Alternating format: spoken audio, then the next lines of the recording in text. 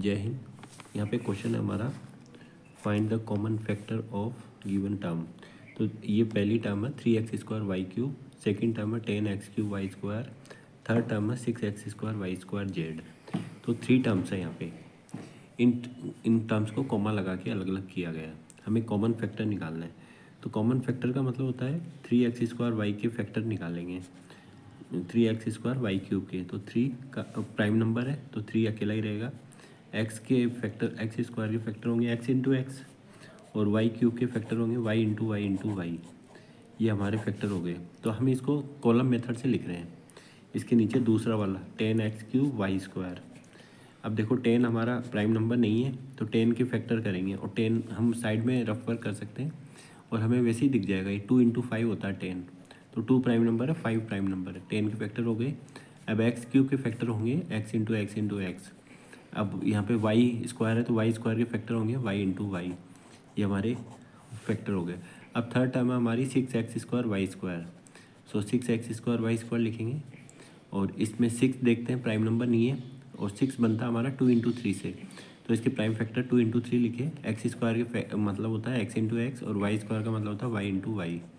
अब हम देखें तीनों में देखेंगे, एक में नहीं, तीनों में। क्या यहाँ पे तीनों में 2 है?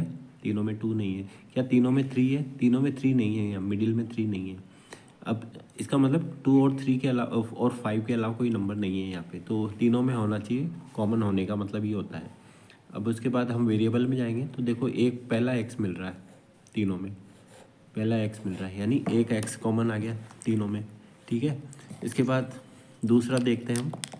दूसरा यहाँ पे मिल रहा है, दूसरा एक्स पहले बी मिल रहा है हमें। यहाँ पे देखो फर्स्ट वाले में भी है दूसरा एक्स, दूसरे में भी है दूसरा एक्स, और तीसरे में भी है दूसरा एक्स। ठीक है, फिर तीसरी टर्म देखते हैं। तीसरा क्या है यहाँ पे? तीसरा यहाँ पे है वाई। वाई के ऊपर आते हैं तो यहाँ देखते हैं ये वाई मिल रहा है तीनों में। ठीक है, एक एक वाई तीनों में मिल रहा है। तो ये हमने यहाँ पे इसको वो कर दिया। अब थर्ड हम देखते हैं और कौन सा यहाँ पे नंबर मिल रहा है। तो यहाँ पे तीसरा नंबर मिल रहा है, वो वाई है अगेन। तो तीसरा वाई, ये वाला वाई मिल रहा है देखो।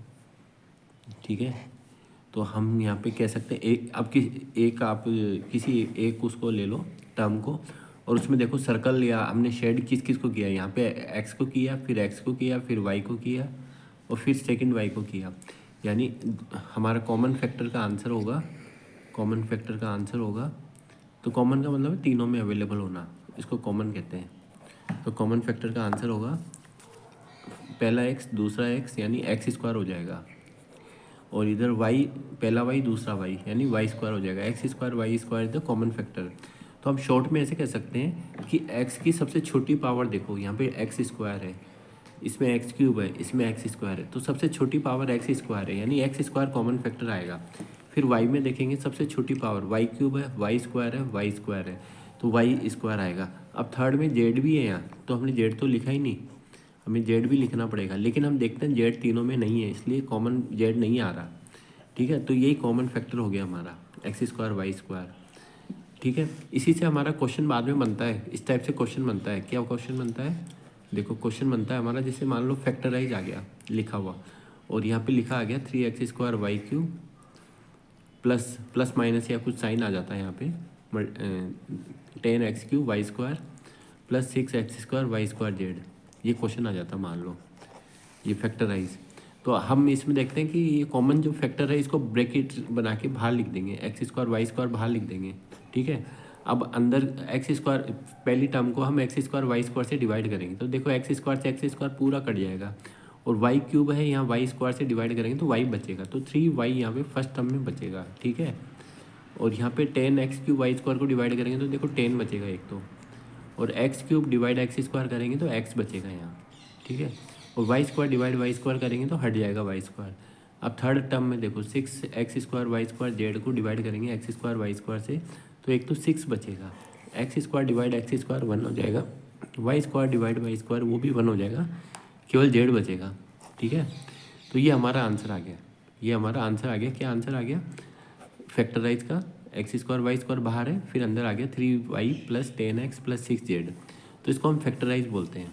ठीक है, तो फैक्टराइज में कॉमन फैक्टर कहाँ पे होता है, ये जो ब्रैकेट के बाहर नंबर होता है इसको कॉमन फैक्टर कहते हैं। तो ये फर्स्ट हमसे क्वेश्चन पूछा गया है 12.1 एक्सरसाइज में, फाइंड द कॉमन फैक्टर। तो हम यहाँ direct answer x square y square पे छोड़ देंगे। लेकिन अगर इसी के अंदर प्लस या माइनस लग के हमसे पूछते फैक्टराइज करना, तो हम पहले कॉमन फैक्टर निकालते और कॉमन फैक्टर से फिर हर टर्म को डिवाइड करके अंदर ब्रैकेट के अंदर आंसर लिखते। इस तरीके से हम इसको सॉल्व करते हैं। ओके।